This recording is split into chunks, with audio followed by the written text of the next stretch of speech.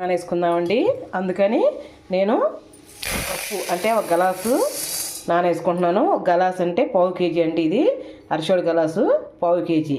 ఈ 6 గంటలన్నా నానాలి. గారెల్లోకి సూపర్గా ఉంటాయి. చూపిస్తాను. నీళ్లు పోసి నానబెట్టుకుందాం. అదిగోండి మినపప్పు 1-2 సార్లు కడుక్కోవాలి. కనీసం 6 గంటలన్నా నానాలి. ఇంక మనం జార్లో వేసుకుందాం.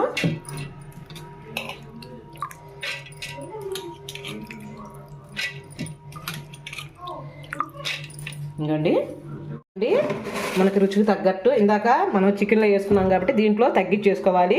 ఇదిగోండి పుదీనా 1 కప్పు వేసానన్నా కదండి. ఇదిగోండి అన్నీ కలిపి మెత్తగా పేస్ట్ చేసుకుందాం. కాగిందో లేదో చూసుకుందాం. ఒక్కరు వేసి మనం గారెల పిండి కూడా కలిపి పెట్టుకున్నాం కదా. అదిగోండి ఆయిల్ అయితే కాగింది. అది పైకి రావాలి. ఎమ్మటే మళ్ళీ వేసుకుందాం. నీళ్ళ తడి చేసుకుంటూ మొత్తం వేసుకుందాం. ఇంక మళ్ళీ అండి రెడీ అయింది. బాగా దీన్ని గాలి కొట్టుకున్నాను. ఇలా గాలి కట్టుకొని కలుపుకోవాలి. బాగుంటుంది. ఇంకా మనం నూనె కాగిందండి. గారేసుకుందాం. నీళ్ళు తడి బాగా ఇలా కడుక్కొని ఇలా పిండేయాలి. చెయ్యి నీళ్ళు ఉండకూడదండి. ఇలా పిండేయాలి. ఇలా ముద్ద తీసుకొని నేను పెద్ద గారెలు వేసుకుంటున్నాను. చిన్నవి అయితే వేయట్లేదు. ఇది మధ్యలో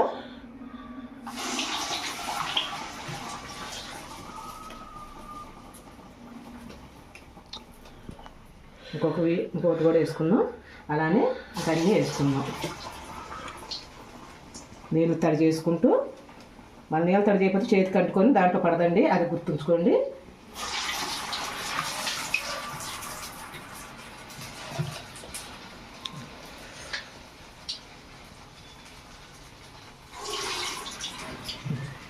ఇదిగోండి గారెలు మనం ఇలా తిప్పుకుంటూ ఉంటే 4 పక్కల ఉడుకుతుందండి. 2 పక్కల లేకపోతే అంతే ఆగిపోతుంది.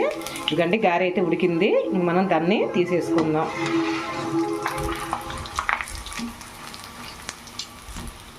అది కూడా మా అబ్బాయి అడుగుతున్నాడు ఉడికింది లేని ఎలా తెలుస్తుందమ్మా అని. ఇదిగొచ్చిన ఇలా నురుగు అనేది ఆగిపోతూ ఉంటుంది.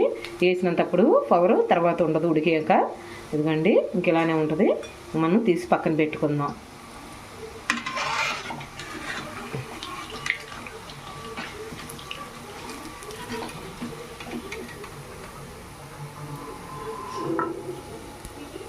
ఇదిగండి గారె చికెను. నాన్న తినచూడు ఎలా ఉందో. క్రిస్పీగా ఉంది కదా పైన. ఎలా ఉంది?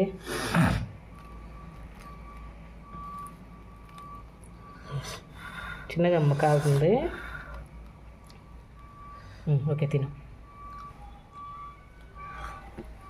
సూపర్ ఉంది కదా. ఓకేనండి. ఈ వీడియో నచ్చితే ఒక లైక్ చేసి ఒక కామెంట్ చేయరా.